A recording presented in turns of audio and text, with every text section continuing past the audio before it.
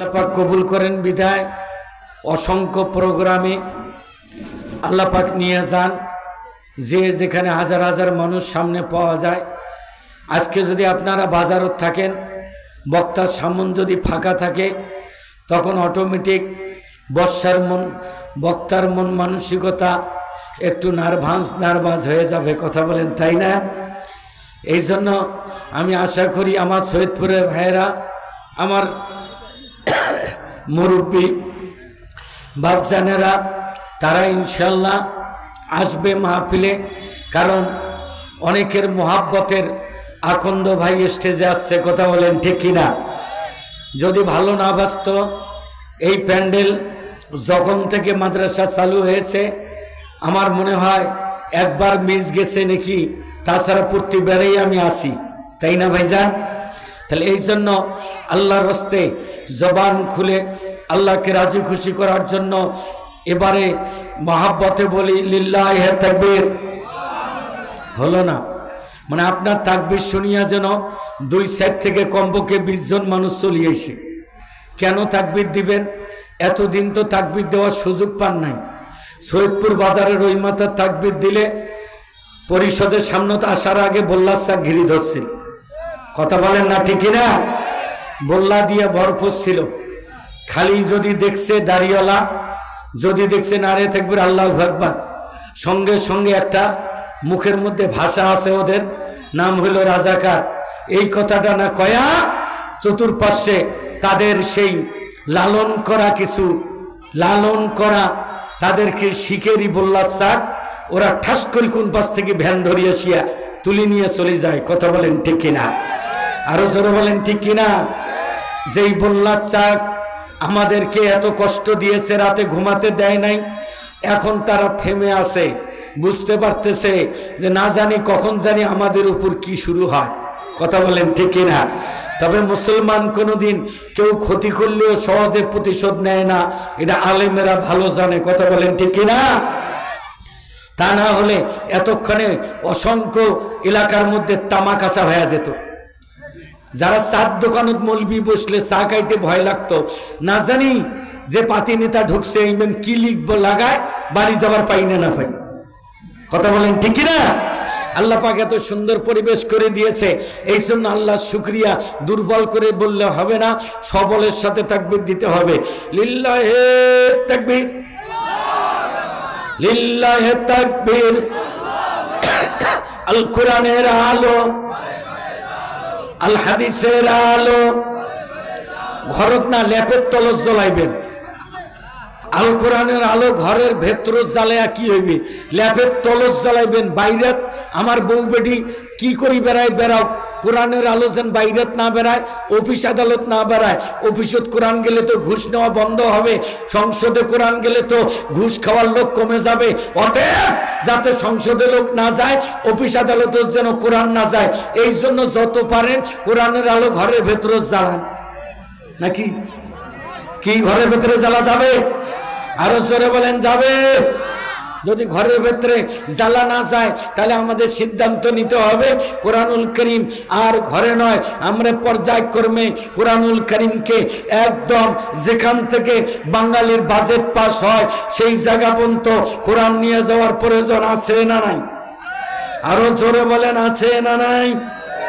আজই আল্লাহ তাআলা আমাদের আজকের এই মাহফিলকে কবুল করুক। জবান খুলে বলেন আমিন। আরো জোরে বলেন আমিন।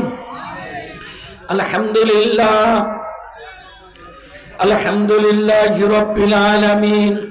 আসসালাতু ওয়াসসালামু আলা সাইয়্যিদিল আমবিয়াই ওয়াল মুরসালিন। أما بعد فقد قال الله تعالى في كلامه المجيد وفرقانه الحميد।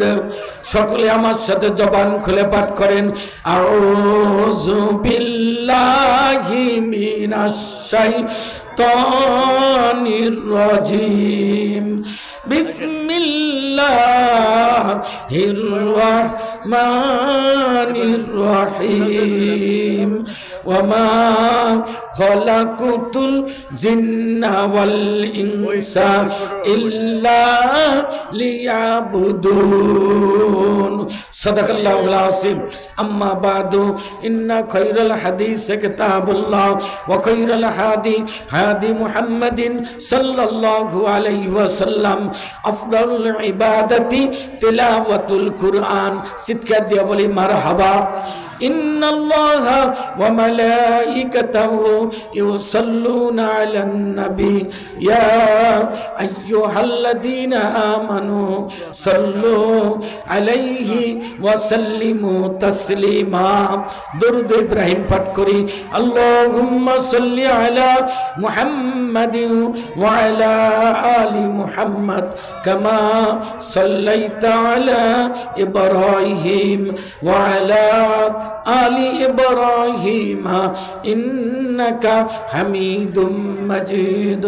अल्लाहुम्मा बारिक अला मुहम्मद व अला आलि मुहम्मद कमा बारकता अला इब्राहिम व अला आलि इब्राहिम इन्नका हमीदुम मजीद। उपस्थित रंगपुर जिला पीरगछा थानाधीन सैयदपुर নুরানি তালিমুল কুরআন হিদায়াতুল উলুম দিনিয়া মাদ্রাসার হাফেজ ছাত্রদের পাগড়ি প্রদান উপলক্ষে আজকের এই নবম বার্ষিকী তাফসীরুল কুরআন মাহফিলের সম্মানিত শ্রদ্ধাভাজন মাননীয় সভাপতি জনাব মোহাম্মদ জাহাঙ্গীর আলম, আহ্বায়ক যুবদল পীরগাছা উপজেলা শাখা ও চেয়ারম্যান পদপ্রার্থী, আল্লাহ পাক মাননীয় সভাপতি সাহেবকে সুস্থ রেখে গরিব অসহায় মানুষের পাশে কাঁধে কাঁধ মিলে ইউনিয়নের জনসহায় মানুষের সাথে কাজ করার সুস্থ শরীরে তৌফিক দান করুক। জবান খুলে বলেন আমিন। বিশেষ করে আগামী দিনে যাতে ইউনিয়নকে মডেল ইউনিয়ন তৈরি করতে পারে সেই নিমিত্তে সবার সাথে কাঁধে কাঁধ মিলে আল্লাহ তাআলা তাকে নেতৃত্ব দেওয়ার তৌফিক দান করুক। জবান খুলে বলা যাবে কি আমিন? আরো জোরে বলতে হবে আল্লাহুম্মা আমিন।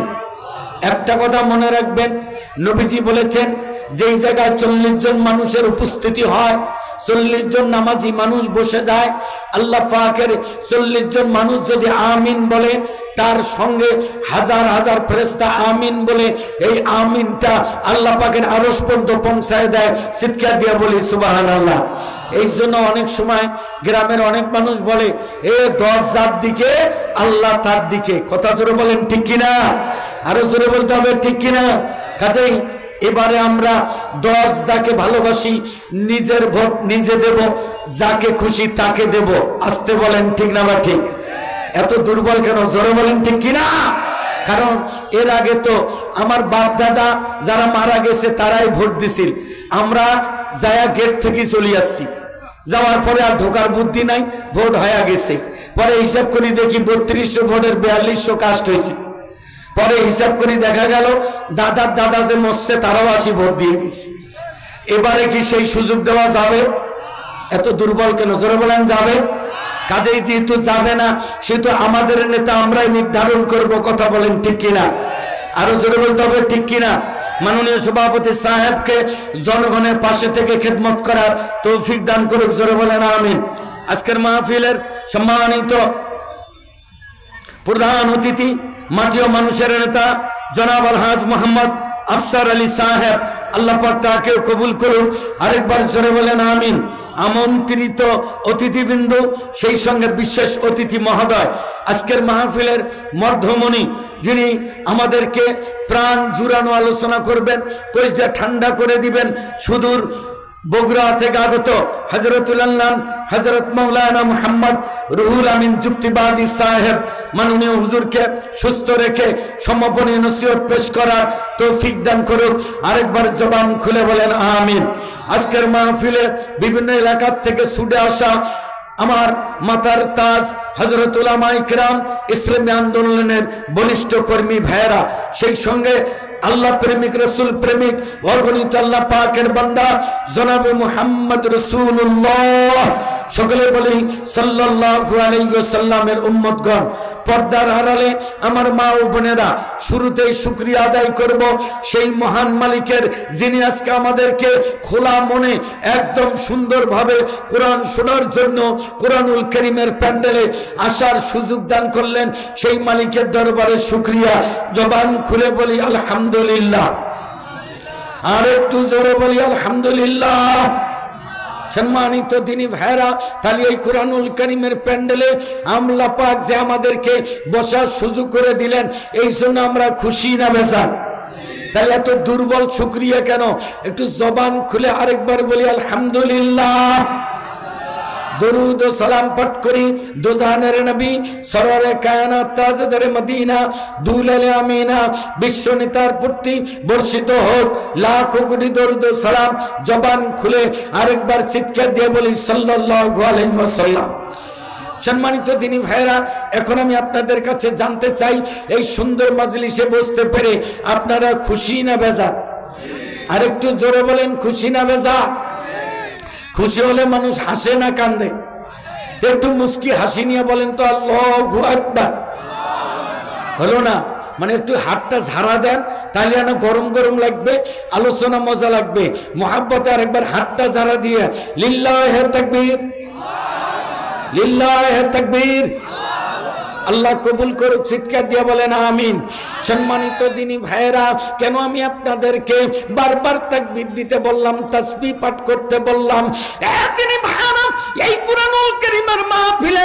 কোরআন শোনার জন্য হাদিস শোনার জন্য যারা কষ্ট করে বাড়ির থেকে এক পা দু পা করে আসা শুরু করে দিয়েছেন যারা কোরআনের প্যান্ডেলে বসেছেন নবীজি বলেন আমার সাহাবীরে কোরআন শোনার জন্য হাদিস শোনার জন্য যেই মানুষগুলো কোরআন কারীমের প্যান্ডেলে বসে গেছে আমি রাসূল ঘোষণা করে দিলাম মাজলিস বিকিন খায়রুম মিন ইবাদাতি 60 সানা একদিন নয় দুই দিন নয় 60 বছর ধরে নফল ইবাদত করলে যত সওয়াব হয় তার চাইতে বেশি সওয়াব আমার আল্লাহ বান্দা বান্দির আমলনামায় লিখে দিবে জোরে বলি সুবহানাল্লাহ আরো জোরে শুধু তাই না নবীজি বলে দিলেন সাহাবী যারা কোরআন শোনার জন্য হাদিস শোনার জন্য কোরআনুল কারীমের প্যান্ডেলে কষ্ট করে এসে বসে গেছে এই মানুষগুলো কারো আব্বা কবরে কারো মা কবরে কথা জোরে বলেন ঠিক কিনা কারো আব্বা কবরে কারো মা কবরে যাদের আব্বা কবরে মা কবরে শুয়ে আছে নবীজি বলে দিলেন আজকে কোরআনের প্যান্ডেলে সবাই সম্মিলিতভাবে দুটি হাত তুলিয়া আল্লাহর দরবারে যখন দোয়া করবেন রব্বির হামহুমা কামা রব্বায়ানি সগীরা নবীজি বলে দেন হাত তুলিয়া দোয়া করতে দেরি হবে মা বাবার কবরের আযাব মাফ হইতে দেরি হবে না আরেকবার জোরে চিৎকার দিয়ে বলি সুবহানাল্লাহ ভাইরা আমার বিশেষ করে একটা আনন্দের সংবাদ আমি আপনাদেরকে দিব যারা এই কোরআনের প্যান্ডেলে এসেছেন আজকে এসেছেন কোরআনুল কারীমের প্যান্ডেলে কোরআন শোনার জন্য একটা কোরআন শরীফ নিয়ে আসেন তো কোরআন শোনার জন্য কোরআনুল কারীমের প্যান্ডেলে আপনারা এসেছেন এই যে কোরআন আপনারা শুনবেন এই কোরআনটা নাজিল করেছেন কে আর একটু আস্তে কোন টনসিল হবে কে ভাইজান টনসিলের রোগী আপনারা দেখেন নাই কতজনের ইনফেকশন হয় মুখ দিয়ে কথা বলতে পারে না গলা মোটা হয়ে গেছে আল্লাহ আপনার কণ্ঠটা ভালো রাখছে আপনি কি সুন্দর বলে মাহফিল শুনবে আসছি এইটাই বেশি আরো সুবহানাল্লাহ আল্লাহু আকবার দুর্বলতা এত কিসে আমাদের তো দুর্বলতা কাটি গেছে কথা বলেন ঠিক কিনা আগে তাফসীর করতে আসলে বক্তাকে আগে যারা মৌলবীর জুতে ওপর যোগ্যতা রাখে না তারা বক্তা যা ওয়াজ শিখে হুজুর এগলে এগলে তাফসীর করবেন আমার এটি নিক আছে অতএব আর সেই ভেজাল ওয়াজ করেন না তোমরা কোনো মতে খালি মাটির তলের ওয়াজ আসমানের ওয়াজ করবেন দুনিয়ার ওয়াজ করেন না তাহলে কিন্তু বাড়ি যাবার পাবার না কথা বলেন ঠিক কিনা এবারে আজকে আমার 93 নম্বর মাহফিল 93টা মাহফিলের একটা মাহফিলেও কোনো পাতি নেতা আমাকে পরামর্শ দেয় নাই যে ওয়াজ দেখি শুনি করেন যারাই দেখা পাইছে তারাই কয় খোলা মনে ওয়াজ করবেন এই সুন্দর পরিবেশটা আমরা 15 বছর পাই নাই কথা বলেন ঠিক না ঠিক এবার যে পেয়েছি, কাজেই এখনো যদি দুর্বল থাকি তাহলে কি আপনার আমার হক আদায় হবে? জোরে বলেন হবে? কাজেই এভাবে খোলামেলা বেশি করে তাফসীর মাহফিল করতে যায় ভাইরে, যাক সালাম দেওয়া জায়েজ নাই, তারও কাছে যায় মৌলানা হাফেজ সাহেব যায় কি নুনু মুনু করা লাগছে। একবার কয় থানা, একবার ডিবি অফিস, একবার এডিসি, একবার ডিসি, একবার সুপার পুলিশ সুপার, তারপরেও হঠাৎ করে আধা ঘন্টা আগে কয় মাইক বন্ধ। কথা বলেন ঠিক কিনা? কত প্যান্ডেলে ফেরত যাচ্ছি যায়, এটা হিসাব ছাড়া। এখন যাদের মাধ্যমে দেশের জমিনে আল্লাহ তাআলা এত সুন্দর পরিবেশ তৈরি করে দিয়েছেন, সেই আবু সাইদ সহ সকল শাহাদাত যারা রক্ত ঝরে এদেশকে কোরআনের জন্য উন্মুক্ত করে দিয়েছেন, সকল ছাত্র নেতাদের জন্য দোয়া করি, আল্লাহ তাদের কবরগুলো জান্নাতের বাগান বানিয়ে দেন। জোরে বলেন আমিন। যারা অসুস্থ আহত এখনো হাসপাতালে, তাদের জন্য দোয়া করি, আল্লাহ সকল ছাত্রদেরকে সুস্থতা দান করুন। জোরে বলেন আমিন। আগামী দিন পারমিশন ছাড়া তাফসীর হোক, আমরা চাই না না চাই? আরো জোরে বলতে হবে, চাই না না চাই? তাহলে আগামী দিনে আপনার আমার পারমিশন ছাড়া তাফসীর করতে গেলে যারা আজকে মঞ্চে পারমিশন ছাড়া তাফসীরের সুযোগ করে দিয়ে অতিথি হয়ে আসতেছেন, আগামী দিন আমরা তাদেরকে নেতৃত্ব তুলে দেব। কথা জোরে বলেন ঠিক কিনা? আরো জোরে বলতে হবে ঠিক কিনা? আল্লাহর রাস্তায় দুর্বলতা নয়, সবলতার সাথে তাকবীর দেব। আল্লাহর নবী বলছেন, যারা কোরআন শোনার জন্য, হাদিস শোনার জন্য এই কোরআনের প্যান্ডেলে এসে বসে গেছে, নবীজি স্পষ্ট বলে দিয়েছেন এই মানুষটা রাস্তা দিয়ে আসার সময় হঠাৎ করে স্ট্রোক করে মরে গেল, আসিয়া তাকবীর দিবে ধরিয়া হার্ট অ্যাটাক করে মরে গেল। নবীজি স্পষ্ট বলেছেন একে তোমরা মৃত্যু বলিও না।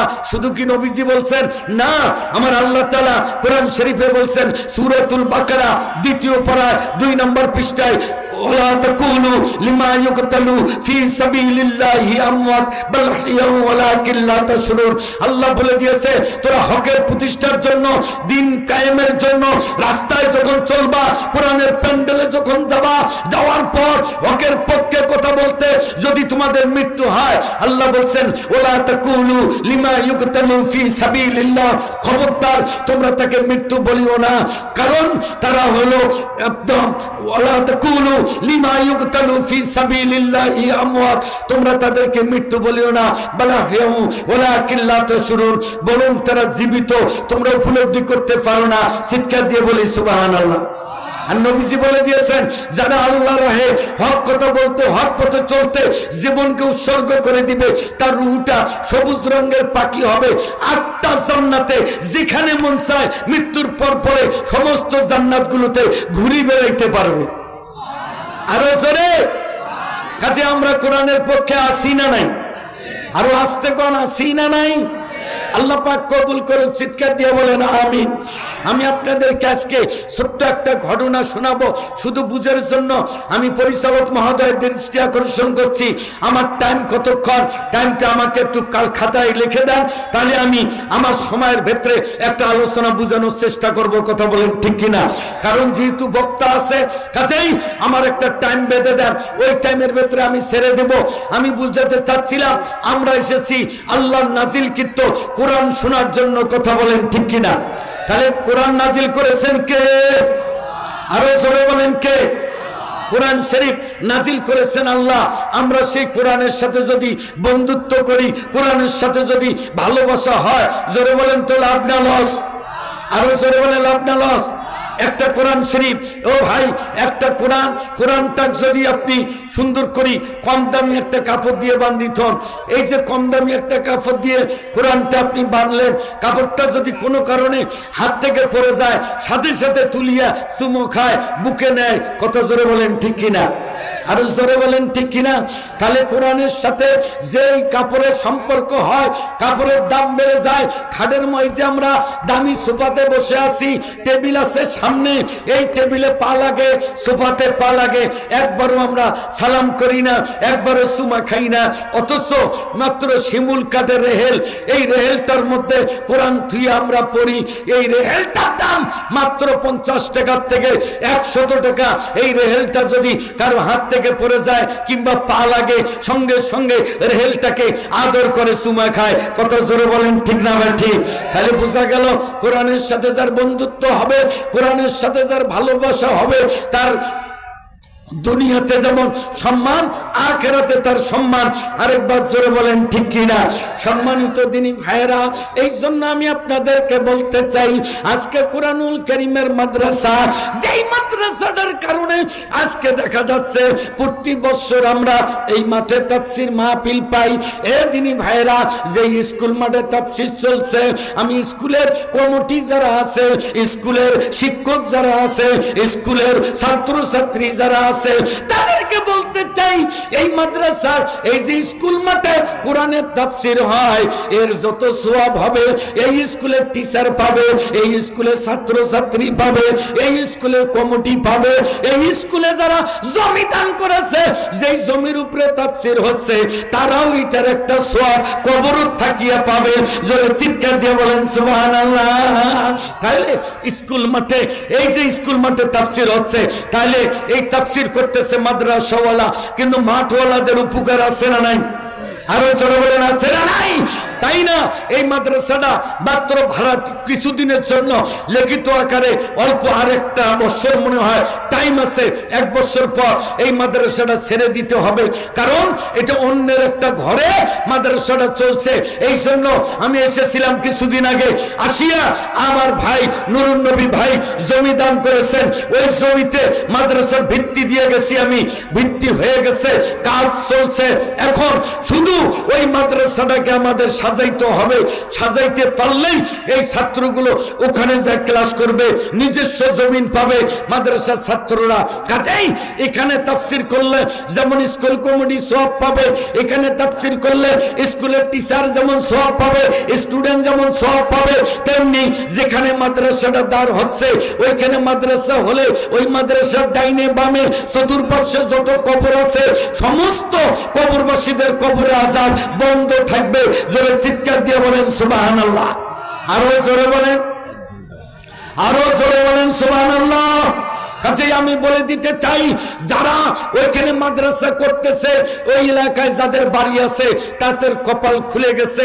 নবীজি বলছেন, একটা মাদ্রাসার তালিব ইলম শুধুমাত্র উযুতে 4 ফরজ, গোসলে 3 ফরজ, আর হাত পা দিয়ে সুবহানাকাল্লাহুম্মা সানা পাঠ করে আর 1 নম্বর হাদিস শরীফ পড়ে, এই মাদ্রাসার বাচ্চাটা যখন মাদ্রাসার থেকে বাড়ি যাবে, যে রাস্তা দিয়ে যাবে, যে রাস্তা দিয়ে আসবে, নবীজি বলে দিলেন, মাদ্রাসার একটা তালিব ইলম রাস্তা দিয়ে যখন হেঁটে যাবে, রাস্তার ডাইনে রাস্তার বামে যে কবরগুলো আছে, আমার আল্লাহ 40 দিনের জন্য ওই কবরের আযাব মাফ করে দিবে। আরেকবার জোরে বলেন সুবহানাল্লাহ। তাহলে যেখানে মাদ্রাসাটা হইতেছে, ওই বাজারের পাশেই নুরুন নবী ভাই জমি দিয়েছে, ওইখানে যে মাদ্রাসাটা হচ্ছে, বলেন তো মাদ্রাসাটা হওয়াতে ওই এলাকাবাসীর লাভ না লস? আরো জোরে বলতে হবে, লাভ না লস? ভাইরা আমার, অনেক লাভ। কারণ একজন হাফিজুল কোরআন 10 জন মানুষকে দোজখ থেকে তুলে নিয়ে জান্নাতে চলে যাবে। এই 10 জন মানুষের মধ্যে 8 নম্বর সিরিয়ালে যে মানুষগুলো জান্নাতে যাবে, যারা ওই মাদ্রাসাটাকে সুন্দর করে পাহারা দিবে। মাদ্রাসার বাচ্চা পড়তে আসলো, এক নজর রাখলো, বাচ্চায় ঝগড়া লাগছে, যা মীমাংসা করে দিল। বাচ্চা পানি খাইতে চায়, একটা বাড়ি ঢুকেছে, 1 গ্লাস পানি বের করে খেলো, বাচ্চা খিদে লেগেছে, একজন পাশেই বাড়িওয়ালা হাফেজ সাহেবকে ডাক দিয়ে একটু ভাত খাওয়ায় দিল। আল্লাহর নবী বলে দিলেন, 8 নম্বর সিরিয়ালে যে জায়গায় মাদ্রাসা প্রতিষ্ঠিত হয়, ওই মাদ্রাসার পার্শ্ববর্তী যে বাড়িগুলো থাকে, যারা ওই মাদ্রাসাকে ভালোবাসবে, মাদ্রাসার উস্তাদকে ভালোবাসবে, মাদ্রাসার ছাত্রদেরকে ভালোবাসবে, এই ভালোবাসার মানুষগুলো কিয়ামতের ময়দানে যদি তাদের জন্য জাহান্নাম নির্ধারিত হয়, দোজখ জ্বলতেছে, তারপরেও আল্লাহ অর্ডার করবে, এ হাফেজ যাও, তুমি তোমার মাদ্রাসায় যেখানে হাফেজ হইছো, চতুর্পাশের বাড়িওয়ালা যারা দোজখে গেছে, দোজখ থেকে তুলে নিয়ে জান্নাতে চলে যাও। চিৎকার দিয়ে বলেন সুবহানাল্লাহ। তাতে কি সৈয়দপুর বাজার বাদ যাবে? একটু জোরে বলতে হবে, বাদ যাবে? তার মানে সৈয়দপুর বাজারে বাচ্চা সাবান কিনতে আসবে, সৈয়দপুর বাজারে মাছরা নাস্তা কিনতে আসবে, দোকানদার ভাইয়েরা মাদ্রাসার বাচ্চাদেরকে যদি দেখিয়া আদর করিয়া অন্য মানুষ খরচ নিচ্ছে, একটু থামেন ভাই, মাদ্রাসার বাচ্চা আছে তার খরচটা একটু আগে দেই, ও কোরআন পড়বে, 10 মিনিট আগে খরচটা দিলেন। এই যে ভালোবাসা দেখালেন, এই ভালোবাসার টানে ওই ছেলেটা যখন হাফেজ হবে, ওই ছেলেটা যখন মাওলানা হবে, কঠিন মুসিবতের দিনে ভাই ভাইয়ের উপকার করবে না, ভাই ভাইয়ের কাজে লাগবে না, সেই বিপদের দিনে এই হাফিজি মাদ্রাসার বাচ্চাটা, তাকে আপনি যে 2 মিনিট আগে খরচটা দিয়েছেন, এই খরচ দেওয়ার কারণে ওই হাফেজ তোমাকে সাথে করে নিয়ে জান্নাতে যাবে। আরেকবার জোরে বলি সুবহানাল্লাহ। এই যে কোরআন এমন একটা সম্পদ, এই কোরআনের সাথে বন্ধুত্ব করলে তার যে লাভ, কি লাভ, আমি আপনাদেরকে ছোট্ট একটা ঘটনা বুঝাইলে আপনারা বুঝতে পারবেন। ওদিনই ভাইরা একজন হাফিজুল কোরআন 30 পারা মুখস্থ করেছে। জোরে বলেন কয় পারা? 30 পারা কোরআন মুখস্থ করেছে। এই ছেলেটি সিদ্ধান্ত নিল, আমি এখন হাফেজ হইছি, আমি এখন সুন্দর করে আমার সংসার চালাবো। কেমনে সংসার চালাবো? চালানোর জন্য সিদ্ধান্ত নিলেন আমি একটু ব্যবসা করব। তিনি ভাইরা ব্যবসা করবে, কি দিয়া ব্যবসা করবে? হাফেজ ছেলেটা তার মাকে বলল, ওগো মা, আমি ব্যবসা করতে চাই, আমাকে একটা ব্যবসার পদ্ধতি শিখিয়ে দাও। মা বলল, বেটা তুমি তো কোরআন শরীফ মুখস্থ করেছো, তুমি তো অন্য ব্যবসা করতে পারবে না। আমার কাছে কিছু স্বর্ণ আছে, এই হাফেজ সাহেবের বাড়ি সৌদি আরবে। বললেন, ও সন্তান, আমি তোমাকে 20 ভরির মতো স্বর্ণ আমি তোমাকে দিচ্ছি, এই স্বর্ণগুলো বাইরে দেশে বিক্রি করবা। বিক্রি করার পর সৌদির চাইতে বাইরে দেশে স্বর্ণের দাম বেশি, যেটা দাম হবে এইটার থেকে লাভ বা অংশ 3 ভাগ করবা। 1 ভাগ আমরা খাবো, 1 ভাগ ইতিমদেরকে দেব, আর 1 ভাগ ব্যবসার মধ্যে একটু যোগান দেব, ব্যবসাটা যেন আস্তে আস্তে বড় হয়। ছেলেটি ব্যবসা করে। এক পর্যায়ে একদিন ওই ছেলেটি লঞ্চের মধ্যে করে স্বর্ণ নিয়ে যাচ্ছে, অন্য দেশে ব্যবসা করবে। হাফেজ ছেলেটি যখন লঞ্চে রওনা করলো, যাচ্ছে 1 রাত 1 দিন, 2 রাত 2 দিন, 3 রাত 3 দিন লঞ্চের মধ্যে চলে গেল। হাফেজ ছেলেটা 3 রাত 3 দিন যাওয়ার পরে 4র্থ দিন দুপুরবেলা হঠাৎ করে আকাশ থেকে মেঘ করেছে, বৃষ্টি আসা আসা অবস্থা। ওই লঞ্চের যিনি নাবিক, যিনি ড্রাইভার, যিনি পরিচালক চিৎকার করে বলল, ও ব্যবসায়ীদারেরা তোমরা একটু শোনো। সমস্ত ব্যবসায়ীদারেরা সামনে আসলো। আসার সঙ্গে সঙ্গে এবার ওই লঞ্চের নাবিক আস্তে করে বুঝিয়ে বলল, শোনো গো, আকাশের অবস্থা ভালো না, আমি দূরবীন দিয়া আমি কিনারা দেখতে পাচ্ছি না, তোমরা আল্লাহর কাছে দোয়া করো, আকাশ থেকে যদি বাতাস আর বৃষ্টি যদি শুরু হয়ে যায়, এই সাগরের মাঝখানে আমরা লঞ্চটা কিনারায় চাপাইতে পাচ্ছি না, তখন এই লঞ্চটা ডুবে যাবে, আমরা সকলেই মারা যাব। সবাই দোয়া করতেছে, কিন্তু দোয়া কাজে লাগলো না। আকাশ থেকে মুষলধারে বৃষ্টি শুরু হয়ে গেল, বাতাসের মধ্যে লঞ্চটা একদম টালমাটাল শুরু হয়ে গেল। একবার যায় লঞ্চটা পানির মধ্যে ডুবে যাচ্ছে। যখন পানিতে ডুবে যায়, সবাই জানে আজ তো আর বাঁচার কোনো উপায় নাই, সবাই কান্না করতেছে। কিন্তু হাফিজুল কোরআন সন্তান খানা দেরি না করিয়া দ্রুত গতিতে লঞ্চের উপরতলায়, ছোট্ট একটা ঘর থাকে, ওই লঞ্চের উপরতলায় উঠে গেছে। লঞ্চের উপরতলায় উঠিয়া হাফেজ ছেলেটা আল্লাহর কাছে হাত তুলি বলছে, ওগো আল্লাহ, ইয়্যাকা না'বুদু ওয়া ইয়্যাকা নাস্তাইন, আমরা নামাজের মধ্যে পড়েছিলাম আপনার ইবাদত করব, আপনার কাছে সাহায্য চাবো। আল্লাহ আপনি কোরআনে বলেছেন, কোরআন শরীফ এমন একটা দামি সম্পদ, কোরআন যদি কোথাও কোনো সমস্যা হয় হেফাজত করবেন কে? আরেকটু জোরে বলেন কে? আল্লাহ। আপনি বলে দিয়েছেন কোরআনের হেফাজতের দায়িত্ব আপনার। এই কথাটা শোনা মাত্র হাফিজুল কোরআন সন্তান খানা এবার দোতলায় উঠিয়া, লঞ্চের উপরে উঠিয়া আল্লাহর দরবারে হাত তুলি বলছে, ও আল্লাহ, আমি উস্তাদের মুখে শুনেছি কোরআন শরীফ আগুনের মধ্যে পোড়া যায় না। জোরে বলেন ঠিক কিনা?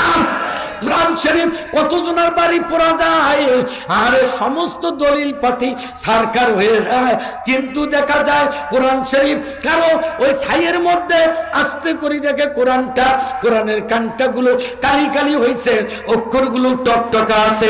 কথা বলেন ঠিক কিনা?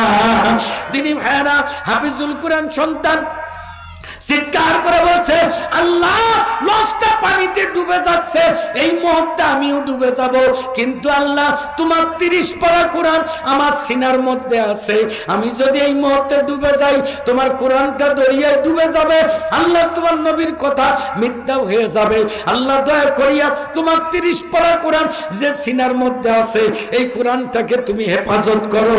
এই কথা বলিয়া হাফেজ ছেলেটি যখন আল্লাহর দরবারে কাঁদতেছে, লঞ্চটা পানিতে ডুবে যাচ্ছে, ছেলেটার একদম মাজা পর্যন্ত পানি, আস্তে করে গলা পর্যন্ত পানি, এখন ছেলেটাও ভেসে যাবে। হঠাৎ করে আল্লাহ তাবারক তাআলা একটা কাষ্ঠ খুঁটা আসিয়া ছেলেটার গায়ে ধাক্কা লাগছে, সন্তান কাষ্ঠ খুঁটাটা শক্ত করে যখন ধরেছে, আমার আল্লাহর কি মহিমা! 30 পারা কোরআনে হাফেজ সাহায্য চাইতে, জোরে বলেন কার কাছে? আল্লাহর কাছে সাহায্য চাওয়ার কারণে এমন জোরে একটা ঢেউ এসে গেছে, একে ঢেউয়ে হাফেজ ছেলেটাকে নদীর কিনারায় পৌঁছে দিয়েছে। চিৎকার দিয়ে বলেন সুবহানাল্লাহ। ভাইজান আমার, হাফেজ ছেলেটা সাগরের কিনারায় উঠলো, ওঠার পরে সাগরে তো ঠান্ডা পানি, গাটা ঠান্ডা লাগতেছে, দুলু দুলু করে কাঁপতেছে, এখন আমি কি করব? এখানে তো শুধু গাছগাছালি আর পাহাড়, সাইডে তো সাগর, আমি যাব কই? মনে পড়ে গেল যা একদিন শুনেছিলাম 11 বার কেউ যদি কোনো রাস্তা ভুলে যায়, কোথাও যায় যদি দেখে বন্ধু বান্ধব কেউ নাই, কঠিন একটা বিপদ আসছে। এ ভাই ভালো করে শোনেন, কোথাও গেছেন, যাওয়ার পরে দেখেন এমন একটা বিপদ আসছে, আপনার ডাইনি বামে পরিচিত কেউ নাই, আল্লাহর নবী বলে দিয়েছেন তুমি যদি ওই জায়গায় বসিয়া দাঁড়িয়ে 11 বার দরুদ শরীফ পাঠ করতে পারো, আল্লাহ পাক দরুদ শরীফের খাতিরে একজন বন্ধু মিলায়ে দিবে। জোরে চিৎকার দিয়ে বলি সুবহানাল্লাহ, আরে জোরে বলি সুবহানাল্লাহ। কাজেই দরুদ শরীফ হাফিজুল কোরআন সন্তান খানা এবার 11 বার দরুদ শরীফ পাঠ করলেন, করার পরে নজরে পড়ল ওই পাহাড়ের সাইড দিয়ে একটা রাস্তা দেখা যায়, আল্লাহর বান্দা হাফিজুল কোরআন ওই দিক দিয়ে যাওয়া শুরু করে দিল। রাস্তা করে যখন পাহাড় থেকে নিচে নামলেন, নামার পরে দেখতে পেলেন একটা কুড়ে ঘর, একটা বুড়া মানুষ বসে আছে। হাফেজ ছেলেটা এবার মানুষটা দেখা মাত্রই দাড়িগুলো লম্বা, জীবনে মুছ কাটে নাই, বড় বড় লম্বা লম্বা মুছ। আল্লাহর বান্দা যায় সালাম দিল, আসসালামু আলাইকুম ওয়া রাহমাতুল্লাহ। একজন মুমিনের গুরুত্বপূর্ণ দায়িত্ব হলো কাউরে যদি সামনে দেখা পায় প্রথম কি দেওয়া? আরো জোরে বলেন কি দেওয়া? সুন্দর করে সালাম দেওয়া। নবীজি বলেছে যদি দুইজনের মধ্যে দ্বন্দ্ব লাগে, কাজিয়া লাগে, যে ব্যক্তি আগে সালাম দিবে আল্লাহ পাক তাকে হজের সওয়াব দান করবে। ওর সাথে আমার মারামারি হয়েছে সকালবেলা, বিকালবেলা, আমি আর মারামারি চাই না, আমি মীমাংসা হতে চাই।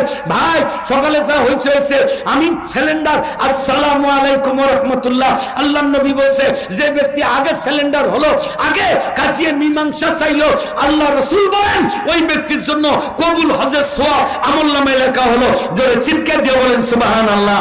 এরামা এইবার সালাম দেয়, একবার দেয়, দুইবার দেয়, তিনবার সালাম দিল, কোন সালামের উত্তর পাচ্ছে না। সালামের যখন উত্তর পায় না, তখন হাফেজ ছেলেটা মনে করলো মনে হয় আমার ভাষা বোঝে নাই, 3 রাত 3 দিন লঞ্চ থেকে এসেছি, এই জন্য আল্লাহর বান্দা ইশারা করে বলতে শুরু করে দিল আমার গায়ের জামা ভিজা, আমার ঠান্ডা লাগতেছে। মুরব্বী বুঝতে পারলো বাচ্চা কোথায় থাকি জানি আসছে, ঠান্ডায় কাপড় নাই, তাড়াতাড়ি ঘরে ঢুকে একটা ধুতি নিয়ে আসলো, ধুতিটা ছেলেটাকে দিল, ছেলেটা ধুতিটা পরিধান করলো, ধুতি পরিধান করিয়া আল্লাহর বান্দা সন্ধ্যা লেগে গেল, বুড়ার বেটা একটা রুটি দিল, রুটি খেয়ে ছেলেটা ঘুমিয়ে গেল। অদিনী ভাইরা এবার রাত্রি শেষ হয়ে গেল, সকালবেলা আল্লাহর বান্দাকে বুড়া আর বাড়িতে রাখবে না, এবার বাড়ির থেকে বিদায় দিবে, কয়েকটা রুটি বানায়া বুড়া ছেলেকে খাওয়াই দিল, ইশারা করলো তুমি ধুতি খুলো, তোমার কাপড় পরিয়া চলে যাও। ছেলেটা তখন অনুনয় বিনয় করে হাফেজ সাহেব বলল ও বাবাজি তোমার বাড়িতে যদি কোনো কুড়াল থাকে আমাকে একটা কুড়াল দাও, জঙ্গলে কাঠ কেটে বিক্রি করিয়া আমি খাবারের ব্যবস্থা করব। এমন করে যখন একটু অভিনয় করে বুঝা বুঝাই দিলেন। এবার মুরব্বী বুঝলো ছেলেটা ফাও খাবে না, আজকের থেকে কর্ম করে খাবে। তখন মুরব্বী ভাঙ্গা একটা কুড়াল ছিল, এইটা নিয়ে আসিয়া দিল। ছেলেটা কাটতে শুরু করলো। এবার সুন্দর করিয়া হাফেজ ছেলে ওই মুরব্বীকে নিয়ে বাজারে যায়, কিন্তু ভাষা তো হাফেজ বোঝে না। মুরব্বী বিক্রি করে, আবার টাকা খরচ করি বাড়িতে যায়। তার মেয়ে জিজ্ঞেস করে, ও আমার আব্বা গো, তুমি বুড়া মানুষ, কামাই করতে পারো না, ব্যাগ ভর্তি খরচ নিয়ে আসলে কেমনে? এবার বুড়া বলছে, ও মেয়ে শোনো, যেই ছেলেটা কালকে আমাদের বাড়িতে আসছে, এই ছেলেটা জঙ্গলে কাঠ কাটছে, বিক্রি করিয়া এই কাঠ বিক্রির টাকা দিয়ে খরচ করে আনছি। আজকের থেকে তুমি সুন্দর করে খাবার বানাবা, তুমি খাবে, আমি খাবো, আর ওই তোমার ভাইয়াটা খাবে। ভাইরা আমার দেখতে দেখতে 6 মাস চলে গেল। যেহেতু আমার সীমাবদ্ধ আলোচনা, কাজে লম্বা কথা বলবো না। 6 মাস যখন চলে গেল, তখন একদিন বাজারের মধ্যে হাফেজের ডিউটি, কাটকাটি বাজার যায়, বিক্রি করে বুড়ার টাকা দেয়, বুড়ার বেটা খরচ করে বাড়িতে নিয়ে যায়। একদিন বুড়ার বেটা বাজার কাঠ বিক্রি করিয়া দেখে যে বুড়ার বেটা বাজারত নাই। এখন সে 6 মাসে ওই দেশের ভাষা বলতে পারে, বুঝতে পারে। এক পর্যায়ে দেখে নাই, বাড়িতে চলে গেছে। বাড়িতে যাইয়া দেখে মুরব্বির চোখের পানি ছেড়ে দিয়ে কান্না করে, ও বাবাজি তুমি কান্দো কেন? টাকা নাও, বাজারে যাও, খরচ করে আনো, পাক করবে, খানা খাবো কখন? এবার মুরব্বি বলছে, ও যুবক, আজকের থেকে আর আমি তোমার টাকা নেব না। কেন টাকা নিবেন না? আমি আজকের থেকে তোমার টাকা নিব না। বলে খরচ, বলে খরচও করব না। বলে খাবার, বলে খাবারও খাবো না। ছেলে তখন বলছে, বাবাজি আমি কি কোনো বেয়াদবি করেছি? আমি কি কোনো দোষ করেছি? বলছে, না রে বাবা, তুমি কোনো দোষ করো নাই। আমি বিশেষ কারণে খরচ করব না, খাবো না। বলে আমার ছোট্ট বোনটা, বলে সেও আজকের থেকে আর খাবে না। কেন খাবে না? এবার বুড়া যখন বলে না, যুবক ধমক দেওয়ার মতো করে বলছে, ও বাচ্চান, 6 মাস থেকে কামাই করি খাওয়াই, কোনোদিন তো কোনো কথা জিজ্ঞেস করি নাই। আজকে আপনি কেন বলবেন না? কি জন্য খরচ করবেন না? কি জন্য খাবেন না? এটা তো একটা কথার কথা বলেন, ঠিক কি না? কেন? কারণটা কি? প্রতিদিন খরচ করেন, আজকে করবেন না কেন? সঙ্গে সঙ্গে বলে দিল, ও বাবা যুবক, তোমাকে বলিয়া কোনো লাভ হবে না। তবু যখন তুমি শুনতে চাও, আমি তোমাকে বলে দেই। বলে কি? বলে আমাদের এই দেশটা চতুর্পাশ্বে নদী, চতুর্পাশ্বে সাগর, মাঝখানে আমাদের একটা দেশ। এই দেশের মধ্যে প্রতি বছর অমাবস্যা রাত্রি যখন হয়, অর্থাৎ কালী পূজা রাত্রি, অমাবস্যা রাত্রিতে ওই সাগর পেরিয়ে একটা দানব আসে। ওই দানবটা আসিয়া আমাদের দেশে বিভিন্ন বাড়িতে হাঙ্গামা করে, মেয়েদের সর্বনাশ করে, মেয়েদেরকে পাইলে বেশি অত্যাচার করে। এমন অবস্থা যখন চলছিল, তখন আমাদের দেশের বাচ্চা একজন জ্যোতিষ্কবিদকে ডাক দিয়েছিল। আগে কিন্তু জ্যোতিষ্ক পড়তা ছিল। ওই যে ফেরাউন দেখলো আকাশের লাল তারকা দেখা যায়, ফেরাউন জ্যোতিষ্ক ডাক দিয়ে বলছে, ও জ্যোতিষ্কবিদেরা, পরীক্ষা করিয়া দেখো আকাশের লাল তারকা কেন? এমন তারকা তো কোনোদিন দেখি নাই। জ্যোতিষবিদ বলে দিয়েছিল, যেই তারকাটা আকাশে দেখা যায়, এই তারকাটা অন্য কেউ নয়, এটা একটা সন্তান, এটা একটা নবী। এটা তোমার দেশে কোনো না কোনো মহিলার পেটে আসবে, আসিয়া জন্মগ্রহণ করবে, করার পর তোমার বিরুদ্ধে এই লোকটা চলবে। সেই একটা তারকা দেখা যায়, যার কারণে ফেরাউন ছেলে সন্তান জন্ম নিলে মারার অর্ডার দিয়েছিল। জোরে বলেন, ঠিক না বা ঠিক? ওই জ্যোতিষ্ক পড়তা ছিল আগে। এক পর্যায়ে বলে দিল, যুবকরা তুমি শোনো, জ্যোতিষ্ক বলে দিয়েছে প্রতি অমাবস্যা রাত্রিতে ওই জিনেরা, ওই দেবতা যে জিনিস পছন্দ করে সেটা হলো নারী। কাজে ওই নারী একটা সাজুগুজু করিয়া সাগর পারে যে মন্দির আছে, মন্দিরে যদি রাখি আসতে পারো, ওই মন্দিরের মধ্যে ওই দেবতাটা সাগর পার হয়া ওই মেয়েটার সাথে সারা রাত দুষ্টামি করবে, করার পর বুক সিরিয়া কলজে খায়া রক্ত খেয়ে ওখান থেকে চলে যাবে, আর কারো বাড়িতে আক্রমণ করবে না। একটা বুদ্ধি দিয়ে দিল। বাদশা এই বুদ্ধি শুনিয়া 4 বছর থেকে প্রতি অমাবস্যা রাত্রিতে 100টা মেয়ের নাম লেখি লটারি করে, যার নামটা লটারিতে ওঠে ওই মেয়েটাকে যায় মন্দিরে রেখে আসে, আর পরের দিন তার লাশ আনিয়া মাটির মধ্যে পুঁতে রাখে। এবার যুবক বলছে, বাবাজি তোমার তাতে চিন্তা কিসের? বলে আমার চিন্তা এই জন্য, আজকে 100টা মেয়ের নাম লেখি লটারি করেছে, ওই লটারির মধ্যে আমার মেয়েটার নামটা উঠে গেছে। ও যুবক, একটু পরে আমার মেয়েটাকে ওই বাচ্চার সৈন্য আসিয়া মন্দিরে নিয়ে যা রাখি আসবে, আসবে।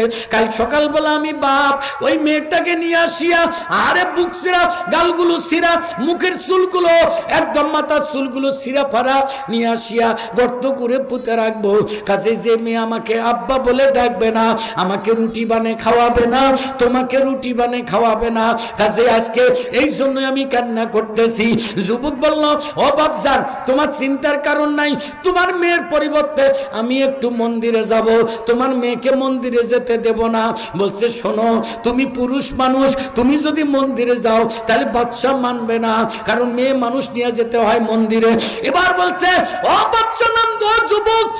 যুবক বলছে, ও মুরব্বী তাহলে একটা বুদ্ধি করো, ছেলে মানুষ কি মন্দিরে যেতে দেয় না? বলে না না। বলে তাহলে তোমার মেয়ের একটা জামা নিয়ে আসি আমাকে দাও, আমি ওই জামাটা পরিয়া মন্দিরে চলে যাব। এবার বুড়া বলছে, যুবক রে তুমি যদি মেয়ের জামা পরি মন্দিরে যাও বাদশার চোখে ফাঁকি দিলা, কিন্তু জিন যখন আসবে রাতে আসিয়া দেখবে তুমি পুরুষ মানুষ মেয়ে মানুষ না, তখন তোমার আশ্রয়া মেরে ফেলবে।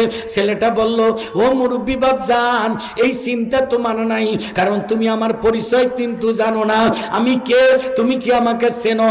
এবার মুরব্বী বলছে, তোমাকে চিনি এতটুকু, আমার বাড়িতে 6 মাস থেকে থাকো। বলে তাহলে এবার শোনো, আমি হলাম সৌদির সন্তান, আমার নাম হাফেজ আবুল বারাকাত।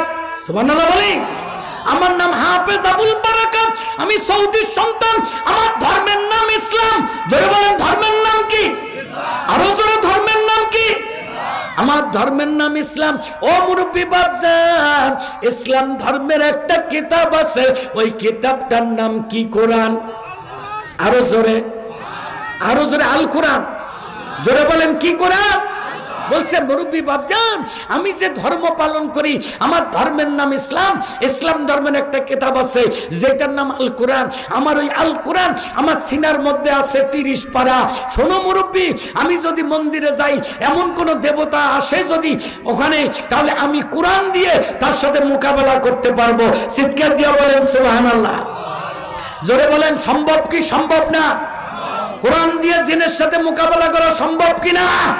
আল্লাহ বলেছেন, ওয়ালা কাদ কাররামনা বনি আদম, মানব জাতিদেরকে সবচেয়ে দামি করে বানাইছেন কে? আরো জোরে বলেন কে? এই জন্য জিনদেরকে আমরা নিমিষের ভেতরে হাজির করতে পারি। কথা বলেন ঠিক কিনা? এই জন্য ভাইরা আমার এমন করে যখন বলল, মুরব্বী বলছে বাপজান তাহলে আমি আগে আমার মেয়ের কাছে অনুমতি নেই। যা মেয়েকে বলল, মেয়েরে তোমার একটা জামা দাও। কেন দেব? তোমার জামাটা দিলে আমার ওই ছেলেটা তোমার জামা পরিয়া মেয়ে মানুষ সাজিয়া মন্দিরে যাবে। বলছে কেন? বলে তোমার পরিবর্তে যাবে। ছেলে মেয়েটা বলছে, ও আব্বা তোমার কি একটুকু দয়া হয় না? তোমার কি মায়া হয় না? 6 মাস থেকে যেই ছেলেটি কামাই করি খাওয়ায়, আর তুমি সেই ছেলেটিকে আজকে মৃত্যুর মুখে ঠেলে দিতে যাচ্ছ। বাপ্পা বলছে, মেয়েরে ওই ছেলেটা বলল ও বলে মুসলমান, ওদের ধর্মের নাম বলে ইসলাম, ইসলাম ধর্মের একটা কিতাব আছে, কিতাবটার নাম বলে আল কোরআন। ওই ছেলে সিনার মধ্যে 30 পারা বলে কোরআন আছে, ওই কোরআন দিয়ে ওই জিন আসলে তার সাথে বলে মোকাবেলা করতে পারবে। মেয়েটা তখন বলল, আব্বা গো এই কথা কে বলছে? বলে ওই ছেলেটা বলছে। শোনো গো আব্বা, তুমি তো 6 মাসের মধ্যে ঈশান নামাজের পরে অত রাত্রি একটু ভারী হলে ঘুমিয়ে যাও, কিন্তু জানো না গো আব্বা ওই ছেলেটা কি যেন একগুলো মন্ত্র পড়ে, আমি রাতের মধ্যে ঘুমাই না। 6 মাসের মধ্যে 5 মাস আমি ওই ঘরের দরজায় বসে বসে ওর কোরআন তেলাওয়াত শুনেছি। যা বলেছে সত্য বলেছে, আমার বিশ্বাস। বলছে তাহলে জামা দাও। মেয়েটা একটা জামা দিল, সংক্ষেপ করে বলছি, মেয়েটা একটা জামা দিয়ে দিল। আর মেয়েটা যখন জামা দিল ওই জামাটা না নিয়া সুন্দর করে ছেলেটাকে দিল। ছেলেটা বলল, বাবা যান তাড়াতাড়ি করি, আমি ওই যে ঘরে ঢুকলাম, এখন জামা পরবো। বাদশার সৈন্য কখন আসবে? কয় আসতেছে মাগরিবের সন্ধ্যার সময়, এখনই চলে আসবে। এবার বলছে, শোনো গো বুড়া বাপজি, যখন বাদশার সৈন্য আসবে তাদেরকে 2টা শর্ত দিবেন। জোরে বলেন কয়টা? 2টা শর্ত। খারাপ লাগতেছে মনে হয় আপনাদের? 2টা শর্ত তাদেরকে দিবেন। এই 2টা শর্তর 1 নাম্বার, আমি যে ঘর থেকে বের হব ওরা যেন আমার গায়ে হাত না দেয়। হাত দিলে আমি যে পুরুষ মানুষ ওরা তারা বুঝতে পারবে। আমার সাথে যেন কথা না বলে, কথা বললে আমি যে মেয়ে মানুষ না পুরুষ মানুষ এটা তারা বুঝতে পারবে। ও বাদশাহ, অতএব আপনি গেটের কাছে বসে থাকবেন, বাদশার সৈন্য আসলে 2টা শর্ত দিবেন, যদি মানে আমাকে ডাক দিবেন। আমি ঘর থেকে বের হয়ে মন্দিরে যাব। বুড়া বসে আছে, বাচ্চার সৈন্যরা চলে আসলো, আসিয়া দেখে বাপ বসে আছে, বেটি নাই। কারণ হলো এবার কারো হাতে রশি, কারো হাতে জিজির, কারো হাতে চাবুক। মুরব্বি মুস্কি হাসি দিয়া কয়, এ সেনাপতি, তোমাদের হাতে এত অস্ত্র কেন? বলে তোমার মেয়েকে মন্দিরে নিয়ে যাব। ইতিপূর্বে যে মেয়েদেরকে মন্দিরে নিছি ওরা যেতে চায় না, বাবার গালে ধরি কান্দে, মায়ের গালে ধরি কান্দে। এরপরেও কত কষ্ট করি হাত বাঁধি, কোমরে জিজির লাগায়া টানি হেসরি, তারপর মন্দিরে নিয়ে গেছি।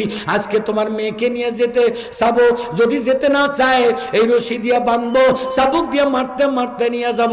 এবার বুড়ার বেটা বলছে, ও সেনাপতি রে, আমার মেয়েকে তোমরা যদি মন্দিরে নিয়ে যেতে চাও, কোনো অস্ত্র লাগবে না, কোনো লাঠি লাগবে না, কোনো তরবারি লাগবে না, কোনো প্রকার চাবুক লাগবে না, কোনো জিজিল লাগবে না। দুইটা শর্ত যদি তোমরা মানো, আমার মেয়েকে ডাক দিলেই মেয়েটা মন্দিরে স্বেচ্ছায় যাবে। এবার সেনাপতি আশ্চর্য হয়ে গেল, জিজ্ঞেস করলো, তাই নাকি? বলে জি। এ সৈন্যরা তোমাদের অস্ত্র ফেলে দাও। মুরব্বি বলো, আমরা দুইটা শর্ত কি মেনে নেব? বলে এক নাম্বার শর্ত, ওই মেয়েটার সাথে কথা বলা যাবে না। দুই নাম্বার, তার গায়ে হাত দেওয়া যাবে না। এই দুইটা যদি মানো আমি মেয়েটাকে ডাক দেই। সেনাপতি বলল, ডাক দাও, আমরা মেনে নিতে রাজি আছি। সঙ্গে সঙ্গে এবার মেয়ের ডাক দিল মুরব্বির বেটা, ও ঘরের ভেতরে বধূ বেশে কে আসো গো, তোমার দুইটা শর্ত মেনে নিছে, তুমি ঘর থেকে বের হও। এবার বের হলো, মন্দিরের দিকে যাচ্ছে, সৈন্য সামন্ত পিছে পিছে যাচ্ছে। কিন্তু সবাই একটু একজন আরেকজনকে একটুখানি হাত ইশারা করে আর কয়, আহারে কেমন ঘটনা ঘটে যাচ্ছে। মেয়েটার একটা কলজাত ভয়ও নাই, মেয়েটা কান্দেও না, বাপও কান্দে না। এটা কেমন মেয়ে রে? এর আগে 4টা মেয়েকে নিয়ে গেছি, যেতে চাই না, কত কান্নাকাটি। এটা কেমন মেয়ে রে? গেলেই যে বুক সিরি কলজা বের করে খাবে, তবু কেনা মন্দিরে যাচ্ছে। মেয়েটা যা মন্দিরে ঢুকে গেল, আর এরা দরজা চাপে দিয়া বাচ্চার কাছে যা নালিশ করলো, ও বাচ্চা নামদার, অনেকগুলো মেয়েকে মন্দিরে নিলাম, আজকের মেয়েটা ব্যতিক্রম, মেয়েটা কান্দে না, স্বেচ্ছায় মন্দিরে চলে গেল। আর জোরে বলেন তো, আসলে মেয়ে না ছেলে? কয় পারা কোরআনের হাফেজ? আরো জোরে কয় পারা? 30 পারা কোরআনের হাফেজ। এই কথা যখন সুন্দর করিয়া বললেন, ও ভাই, বাদশা তখন বলে দিল, সেনাপতি রে, আগামীকাল সকালবেলা আমি মেয়েটাকে এক নজর দেখতে যাব। এবার বাদশার কথা শুনিয়া সেনাপতি বলছে, না না মহারাজ, আপনাকে আমি মন্দিরে যেতে দেব না। কারণটা হলো, গত বছর যে মেয়েটা মন্দিরে ছিল, ওর বুক চিরি কলজা খেয়ে ফেলছে, আরে তার গালের গোস্ত, তার মাথার চুলগুলো ছিঁড়ে ফেলছে। এই দৃশ্য যদি বাদশা আপনি দেখেন, আপনিও হার্ট অ্যাটাক করবেন, আপনি স্ট্রোক করে মারা যাবেন। বাচ্চা বলছে, কোনো কথা শুনতে চাই না, এমন সাহসী মেয়ে আমার দেশে আছে, আমি কমপক্ষে তার চেহারা এক নজর আমি তার চেহারাটা দেখতে চাই। এদিনই ভাইয়েরা, এই কথা বলার পর রাত্রি শেষ হয়ে গেল, একদম ফারফুট দিয়ে বলতেছি, সকালবেলা হয়ে গেল। বাদশা বলল, সেনাপতি চলো, সে মেয়েটাকে দেখতে যাব। দুটি ঘোড়া নিয়ে চলে গেল। মন্দিরের সামনে একটা উঠান, ওই উঠানের মধ্যে যা যেমনি ঘোড়া দাঁড় করে, ঘোড়ার থেকে বাদশার সেনাপতি নামছে। সঙ্গে সঙ্গে মন্দিরের ভেতর থেকে আওয়াজ আসতেছে, ইয়াসিন ওয়াল কুরআন হাকিম। বলেন, ইয়াসিন ওয়াল কুরআনিল হাকিম ইন্নাকা লামিনাল মুরসালিন।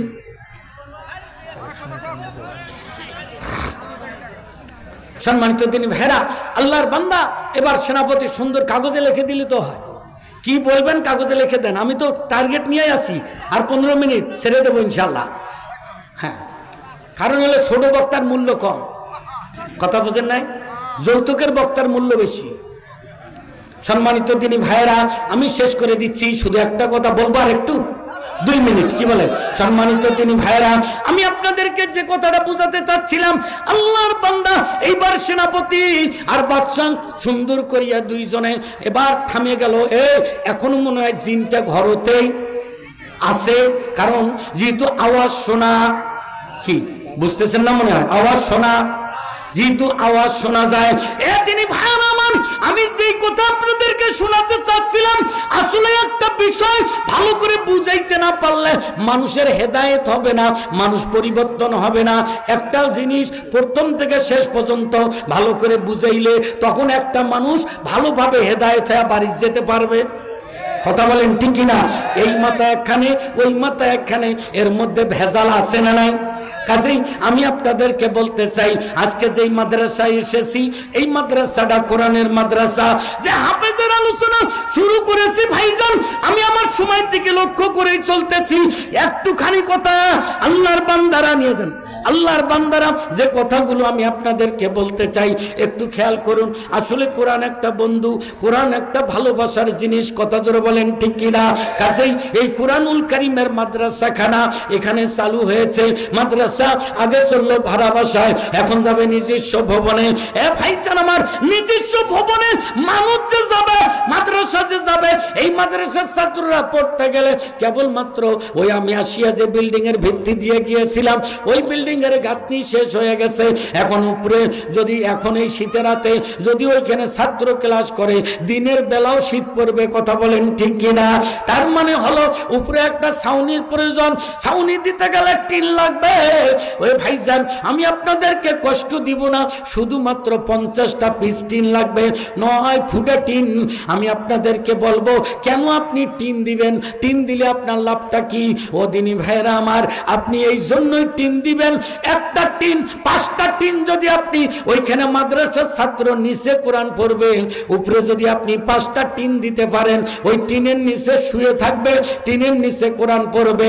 আমি চ্যালেঞ্জ করে বলছি, আপনি যদি মরিয়া যান, আপনার বাবা মরে গেছে, মা মরে গেছে গো, দাদা দাদি মরে গেছে, নানা নানি মরে গেছে, আপনি ওই টিনের তলে সন্তান যখন আলিফ বা তাসা পাঠ করবে, সন্তান যখন আলিফ মিম তজ পাঠ করবে, আপনি যে টিন দিছেন, টিনের নিচে সন্তান কোরআন পড়ছে, এই কোরআন পড়িয়া যদি 10,000 নেকি ওই সন্তানটা যদি পায়, আপনি আল্লাহর পক্ষ থেকে বোনাস 10,000 সওয়াব আপনার কবরে পেয়ে যাবেন।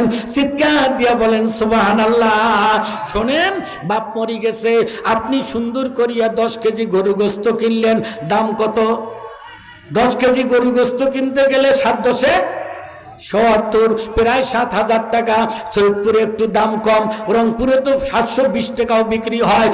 তিনি ভাই আমার 7,000 টাকা গরুর গোস্ত কিনলেন, সুন্দর করে ডাল কিনলেন, আরো ডিম মাছ কিনলেন, সুন্দর করে বাবার জন্য বাড়িতে দোয়া অনুষ্ঠান করে নিলেন। কেন নিলেন? আব্বা জমি থুয়া মরে গেছে, আব্বা ব্যাংকের টাকা থুয়া মরে গেছে, আব্বা চাকরি করছিল পেনশনের টাকা থুয়া মরে গেছে। এই জন্য আপনি তার জন্য 20,000 টাকা খরচ করিয়া সুন্দর করে একটা দোয়া অনুষ্ঠান করে নিলেন। আমি আজিজুল ইসলাম আখন্দ সুন্দরগঞ্জ থেকে আসিয়া আপনার বাড়িতে কোরআন পড়লাম, ওই রংপুরের সৈয়দপুরের দেউতির হাফেজ সাহেবেরা কোরআন পড়িয়া দোয়া করলো। এ ভাইজান, 50,000 টাকা 20,000 টাকা আপনি খরচ করিয়া সুন্দর করে দোয়া করে নিলেন, আপনার আব্বা আম্মা যেন জান্নাত যায়। কিন্তু কোনোদিন কি কোন মসজিদের ইমাম, কোন মসজিদের মুয়াজ্জিন, কোন মুফতি মুহাদ্দিস, কোন প্রিন্সিপাল আরবি প্রভাষক একদিনও কিন্তু আপনাদেরকে বলে নাই যে খতম করে নিয়া 20,000 খিলাইলে বাপের কবরে আযাব মাফ হবে, মায়ের কবরে আযাব মাফ হবে? এই কথা কি কোনোদিন বলছে? একটু জোরে বলেন, বলছে? এ ভাই, এই কথা কোনোদিন বলতে পারে নাই। শুধু তাই না, আপনি যদি একটা গরু জবাই করিয়া বাপ মার জন্য ফতেয়া করেন, মজলিস করিয়া যদি আপনি মানুষরে খাওয়াইয়া দেন, যদি সওয়াব পান, একটা গরু 50,000 টাকা, হয়তো সওয়াব পাবেন 50 লাখ। কয়দিন পাবেন বলেন তো? যেদিন খিলাবেন শুধু সেই দিন পাবেন। আগামীকাল কি আরো সওয়াব পাওয়া যাবে? আরো জোরে বলেন। এ ভাই, আজকে যদি আপনি 10টা টিন 20টা টিন যদি ওই মাদ্রাসাটার জন্য দান করেন, আজকের থেকে শুরু করে নিয়ে কিয়ামতের পূর্ব মুহূর্ত পর্যন্ত ওই মাদ্রাসায় যে ছেলে হাফেজ হবে, ও আবার অন্য মাদ্রাসায় চাকরি করবে, আবার ওখানে ছাত্র হাফেজ বানাবে, তার ছেলে আবার হাফেজ হবে, তার ছাত্র আবার হাফেজ হবে। এইভাবে কিয়ামতের পূর্ব মুহূর্ত পর্যন্ত আপনার দেওয়া টিনের তলব বসিয়া যে ছেলেটা হাফেজ হবে, এর ছাত্র, এর ছাত্র, এর ছাত্র, কিয়ামত পর্যন্ত তোমার কবরে প্রতিদিন সওয়াব যাইতে থাকবে। আর যে আযাব হবে কবরে, যদি সওয়াব যায়, ওই আযাবের ফেরেশতার কবরে থাকবে না, সওয়াব দেখিয়া পিছে যাবে। যখনই পিছে যাবে, প্রতিদিন কোরআন তেলাওয়াত হাফিজি মাদ্রাসায় হবে, সকালে হবে, দুপুরে হবে, বিকেলে হবে, রাত্রে হবে। এই সওয়াব যাবে, তোমার কবরে আযাব আল্লাহ মাফ করে দিবে। আস্তে করি কোন সুবহানাল্লাহ। আরো জোরে মানুষের ভেতরে আমি শুধু 50টা টিন সর্বপ্রথম একজন দানবী দেখতে চাই। হয়তো একজন ব্যক্তি নিয়ত করলে 50টা টিন দিতে পারবে, প্রায় 8 বানের মতো। 1 বান করে টিনের দাম 30,000 টাকা। এ ভাই, কম দামি টিন দিলে নষ্ট হয়ে যাবে। আমি আপনার 1 বান করে টিনের দাম হয়তো 5,000 টাকা, 6,000 টাকা। 6,000 টাকার টিন হলে মোটামুটি মানসম্মত, কথা বলেন ঠিক কিনা? কাজে 6,000 কোটি টাকা 1 বান টিন। আমি বলবো আপনাদেরকে 8 বান টিন লাগবে। এ আল্লাহর বান্দা, সর্বপ্রথম একজন 1 বান টিন দেওয়ার মতো কে আছেন? আল্লাহর হস্তে মোট আমি চাইছি 50 পিস, 10 পিস টিন। 1 পিস করে টিনের দাম 500 টাকা ধরো। কম দামি টিন যদি দেন তাও 500 টাকা। আল্লাহর বান্দা কে আছেন সর্বপ্রথম 5 পিস টিন দিবেন, 10 পিস টিন দিবেন? কে আছেন? আমি তার জন্য একটু দোয়া করব। তিনি ভাইয়ের আমার সুদূর নীলফামারীতে তাফসীর করে আপনাদের কাছে এখান থেকে নেমে চলে যাব আবার গাইবান্ধা সাদুল্লাহপুরে। কাছে আমি আপনাদেরকে বলে দিয়ে যাই, একদম একটানা প্রোগ্রাম চলছে। মুসাফির শুরুতে বেড়াইতেছি, এমন কোন ভাই আছো গো 1,000 টাকা দিবে 2টা টিনের টাকা আল্লাহর রাস্তায় পকেট থেকে বের করে? আব্বা কবরে গেছে, মা কবরে গেছে। যেই মা 10 মাস 10 দিন পেটে ধারণ করেছিল, ওই জনম দুঃখিনী মা কবরে আছে। একটা বালিশ দিতে পারি নাই, একটা লেপ তো সব দিতে পারি নাই। ওই মা কবরের মধ্যে আছে। আল্লাহর রাস্তায় ওই মায়ের জন্য, ওই বাবার জন্য 1,000 টাকা করে 10টা ভাই আসেন তো, তাহলে 20টা টিন হয়ে যাবে। 1,000 টাকা করে নগদে। আল্লাহ, একটা টিন 500 টাকা, 2টা টিন 1,000 টাকা। মায়ের নামে একটা, বাবার নামে একটা, প্রথম 1,000 টাকা। কে আছেন? আসেন তো একটা ভাই। এ ভাই কত টাকা কত বছর চলে গেল। যেই মা 10 মাস 10 দিন কষ্ট করিয়া, আরে মা খাইতে পারে নাই, মায়ের কোলে পেশাব করে দিয়েছি, পায়খানা করে দিয়েছি। ওই মা জননী কবরে, ওই আব্বা কবরে। ওই আব্বা মার জন্য আল্লাহর বান্দা কে আসো গো? খুব তাড়াতাড়ি করিয়া 1,000 টাকার একটা নোট নাই, এতক্ষণ লাগার তো কথা না। আল্লাহ তোমার বান্দা ওই যে এসে গেছে। আল্লাহ তোমার আরেকজন বান্দা 2,000 টাকা জনাব নিজাম মাস্টার সাহেব, মা অসুস্থ, দোয়া প্রার্থী, 2,000 টাকা দিছে। খুশি না বেজার? একটু তাকবীর দেন। লিল্লাহি লিল্লাহি তাকবীর। জনাব নিজাম মাস্টার সাহেব, নিজাম মাস্টার সাহেব 2,000 টাকা, 2,000 টাকা কবুল হোক, কবুল। নিজাম মাস্টার সাহেবের 2,000 টাকা মনের আশা, মনের আশা। আল্লাহ তার মা অসুস্থ, দোয়া চাইছে, আল্লাহুম্মা আমিন। 30 সেকেন্ডের হাত তোলেন একটু কষ্ট করিয়া। আয় আল্লাহ তোমার বান্দা মাননীয় স্যার, আল্লাহ তার মা অসুস্থ।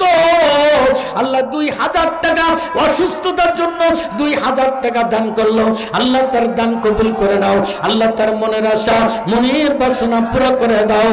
আল্লাহ তার মাকে সুস্থতা করে দাও। জবান খুলে বলেন আমিন, আল্লাহুম্মা আমিন। শেষ করে দেবো না? বক্তা শিখেছে না? আসে তো আপনি না না, বক্তা আসলে কার হয়? সম্মানিত ভাইরা মা, ইনশাল্লাহ 2,000 টাকা আল্লাহ তোমার বান্দা দান করলো। আদেন লিল্লাহি তাকবীর। মাননীয় প্রধান বক্তার আগমন, বড় হুজুরের আগমন। লিল্লাহি তাকবীর। সম্মানিত দিনী ভাইরা, ইনশাল্লাহ আজকের মাহফিলে মাথা খারাপ। সম্মানিত দিনী ভাইরা, এখন আমি ছেড়ে দিচ্ছি। প্রধান বক্তা বসে রেখে আমার কথা বলার অভ্যাস নাই। 1 মিনিটও আমার দেরি করা যাবে না, কারণ যেহেতু প্রধান বক্তা এসে গেছেন, যেহেতু ইনশাল্লাহ, কারণ আমাকে টাইম দিয়েছিলেন 10টা, ওই জন্য আমি দেরি করেছি। সম্মানিত ভাইরা আমার, কাজে মোটেও দেরি নয়। আমরা এখন প্রধান বক্তার জ্ঞান গর্ব আলোচনা শুনবো ইনশাল্লাহ। আল্লাহ পাক আপনাদের সবাইকে কবুল করুন। আরে না, অনুমতি নেওয়া আছে হুজুর, অনুমতি নেওয়া আছে। তাই হলো? হ্যাঁ, অনুমতি নিয়েছি।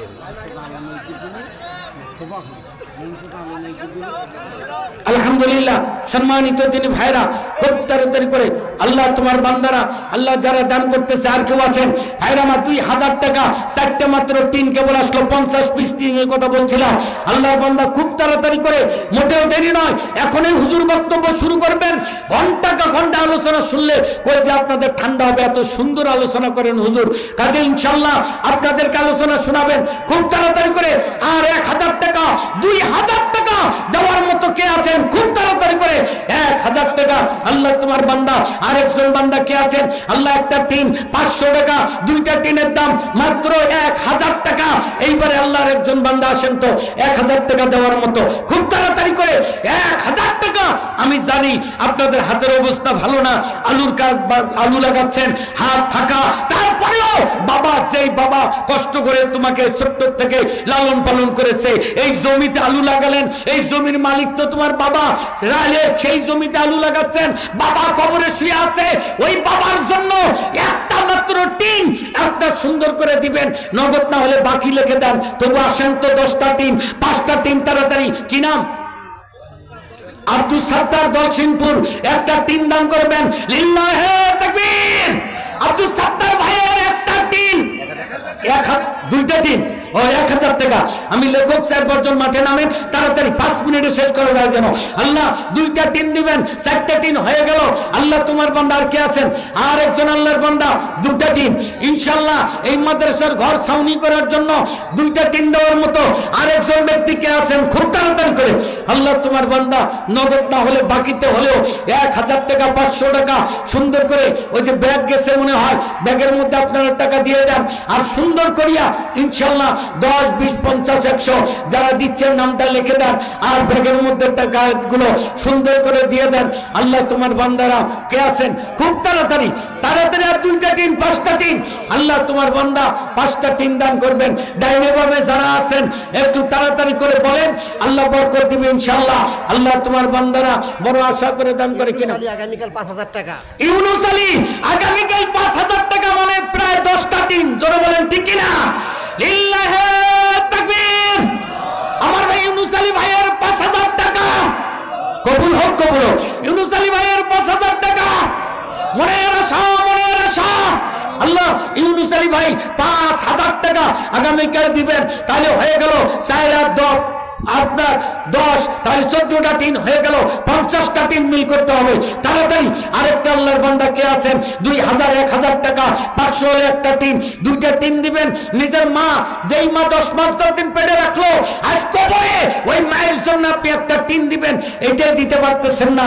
আহারে ভাই, আল্লাহর রাস্তায় খুব তাড়াতাড়ি করে দেই। আল্লাহ তোমার বান্দাদের মাঝ থেকে জানি না কে দান করবে। ডাইনে বামে আমাদের পোস্টারে অনেক অতিথির নাম, যাদের নাম সম্মান করে পোস্টারে উঠেছে, আমি তাদের কাছে আবেদন করব, আপনারা নিরাশ করবেন না।